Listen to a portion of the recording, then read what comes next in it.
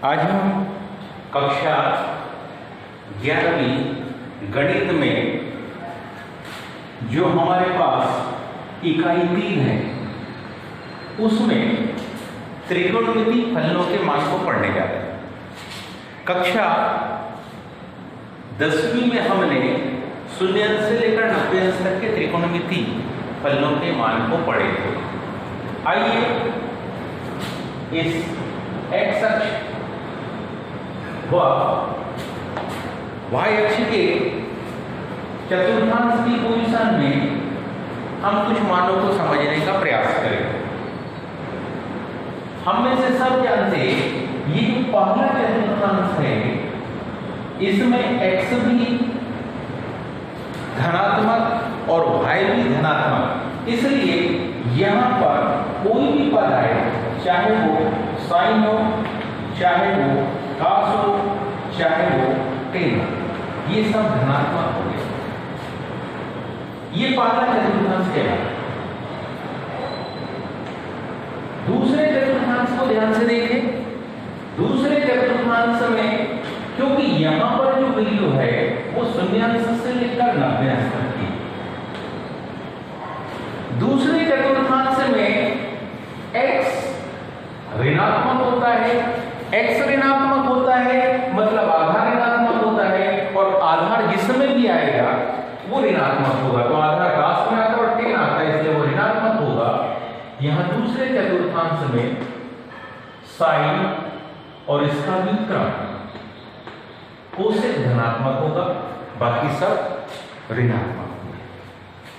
तीसरे चतुर्थांश में जिसमें केवल आधार आता है या जिसमें केवल लंब आता है वो ऋणात्मक होगा, लेकिन tan में आधार और लंब दोनों आते हैं, इसलिए यहां पर tan धनात्मक होता है। tan के धनात्मक होने के साथ साथ इसका व्युत्क्रम काट भी धनात्मक होता है। चौथे चतुर्थांश में वो ऋणात्मक होगा जिसमें केवल अकेला लंब आता है। तो लंब आता है tan में और साइन में, cos में लंब नहीं आता, इसलिए चौथे चतुर्थांश में cos और इसका व्युत्क्रम sec धनात्मक है, बाकी सब ऋणात्मक। 0 से लेकर 90 अंश तक की कंडीशन में कोई भी पद ऋणात्मक नहीं है। मतलब ध्यान से देखिए, ये x अक्ष की पोजीशन वही, y अक्ष की पोजीशन वही, 0 डिग्री में बिल्कुल भी परिवर्तन नहीं होगा। मतलब साइन थीटा का मान 0 अंश का 0। अगला पद ध्यान से देखें तो 30 अंश की वैल्यू को दर्शाना है। हम में से सब जानते हैं कि यहां पर जो कंडीशन हमारे पास आने वाली है वो 30 अंश की है, और ये 30 अंश की जो कंडीशन हमारे पास में आएगी वो कुछ इस तरीके से है कि इसको अगर हम 3 बराबर भागों में बांट दें, इसको यदि हम 3 बराबर भागों में बांट दें, इसको यदि हम 0 से 90 को 3 बराबर भागों में बांट दें तो हम पाते हैं कि ये जो डिग्री है ये 30 अंश का कोण पहले चतुर्थांश में कुछ इस प्रकार से आएगा। और ये जो 30 अंश का कोण दर्शा रहा है ये बतलाता है कि ये पहले चतुर्थांश में, और 30 का मान हम में से सब जानते हैं, साइन 30 का मान होता है 1/2। अब अगली बारी आती है साइन 45 अंश के कोण की। हम जानते हैं x और y दोनों जो एक दूसरे को काटती है, तो 0 से 90 की जो सेंटर वैल्यू होगी, मतलब ये कोण दर्शाएगा 45 अंश को, और 45 की वैल्यू भी होगी 1/2।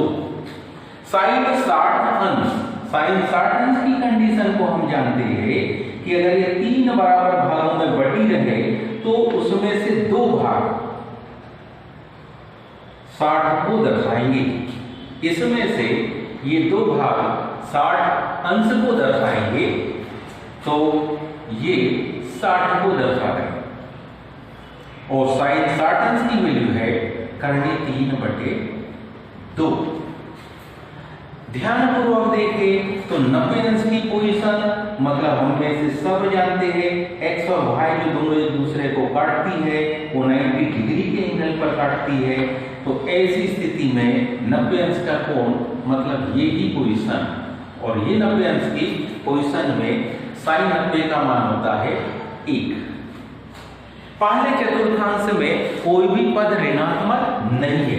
दूसरे में क्योंकि लंब भी धनात्मक है, कर्ण कभी भी ऋणात्मक नहीं होता, इसलिए साइन और कोसेक धनात्मक होंगे। अब मान कैसे लिखे तो थोड़ा सा ध्यान से देखिए। एक के पहले जो लिखा है, एक के पहले लिखा है कर्णी 3/2, एक के पहले लिखा है कर्णी 3/2। इसी मान को पुनः यहां पर हम रिपीट कर देंगे, यानी साइन 120 का मान। एक के पहले कर्णी 3/2, उसके पहले 1/2 यानी 135 अंश का मान आ जाएगा 1/2। यही का यही मान फिर से रिपीट हो जाता है। तो यही क्रम से हम रिपीट जारी रखेंगे तो ऐसी स्थिति में यहां पर इसका मान आ जाएगा 1/2 और यही मान को फिर यहां रिपीट कर देंगे तो ये मान आ जाएगा 0। जो रिपीटेशन अभी अपने प्रारंभ किया है वही रिपीटेशन आगे भी हम जारी रखेंगे।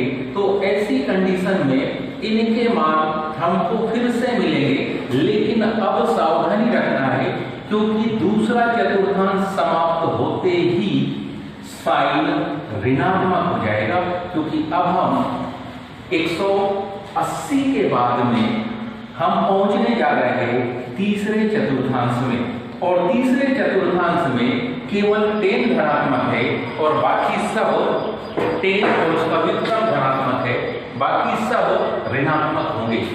120 की पोजीशन अगर हम देखें तो 120 की पोजीशन कुछ इस प्रकार से होती, ये 90 अंश का कोण है, यहाँ 0, यहाँ 90 अंश की पोजीशन है, तो 120 की पोजीशन 90 के बाईं तरफ कुछ इस प्रकार से होगी। आगे देखिए 135 अंश, 135 अंश का कोण कुछ इस प्रकार से होगा। यदि ऊपर 90 की पोजीशन है तो 135, 180 और 90 की सेंटर वैल्यू होगी ये कोण। 150 अंश के कोण की पोजीशन, 150 अंश के कोण की पोजीशन अगर अपन देखें तो ये ऊपर 90 अंश का कोण है, 150 अंश का कोण 180 के ज्यादा करीब होगा और 90 से थोड़ा दूर होगा। ये 150, ये अनुमानित बनाए जा रहे कोण। अगली बार 180 अंश के कोण की पोजीशन देखें तो हम में से सब जानते हैं कि ये तो एक सरल कोण कहलाता है, या जिसको हम ऋजु कोण कहते हैं वह कहलाता है। और ऋजु कोण की स्थिति में यानी एक सीधी सरल रेखा, यह कोण 180 का बन गया।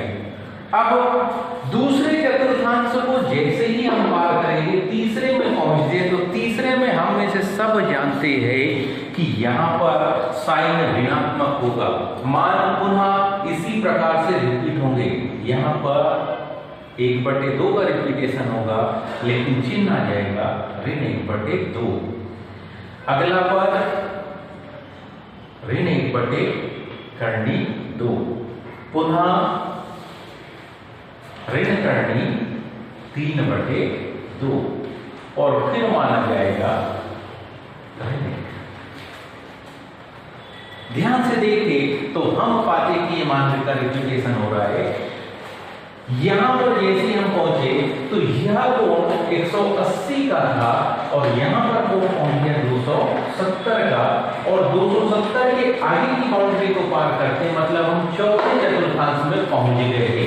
तीसरे को पार करके जैसे हम चौथे चतुर्थांश में पहुंचेंगे वहां भी हमारे पास आने वाला पद यानी कि आने वाला पद साइन ऋणात्मक होगा और ये ही मान का फिर से रिपीटेशन शुरू हो जाएगा, लेकिन जो के त्यों ऋण करने 3/2 फिर ऋण 1/2, अगला मान ऋण 1/2 और क्योंकि हमें से सब जानते हैं 0 वह नंबर है जो कि ना तो ऋणात्मक होता है और ना ही धनात्मक, बल्कि ऋणात्मक और धनात्मक दोनों नंबर को अलग अलग करता है।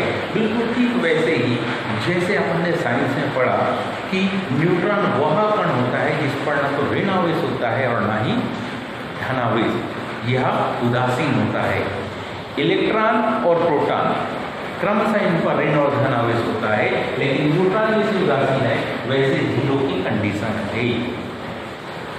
अब अगर हमने साइन के इन मानों को लिखा तो अब बारी आती है कास के मानों की, क्योंकि पहले चतुर्थांश में कास धनात्मक है। मतलब पिछली कक्षा में भी अपन ने पढ़ा था इन मानों को अगर क्रम बदल दे, ये आरोही क्रम है, अगर 0 से 90 के इन्हीं मानों का क्रम हम बदल दे, यानी कि 1 करने 3/2, 1/2 सेंटर में ही आता है 1/2, तो ये मान कास के बन जाते हैं। यहाँ पर इन कोणों की कोई संदेह है तो हम में से सब जानते हैं कि ये 90 डिग्री का कोण अगर ऊपर की तरफ है, ये 0 डिग्री का कोण है, तो 210 अंश का कोण कुछ इस प्रकार से नीचे बनेगा। यहाँ से लेकर यहाँ तक का कोण, जिसको कि हम प्रतिवर्ती कोण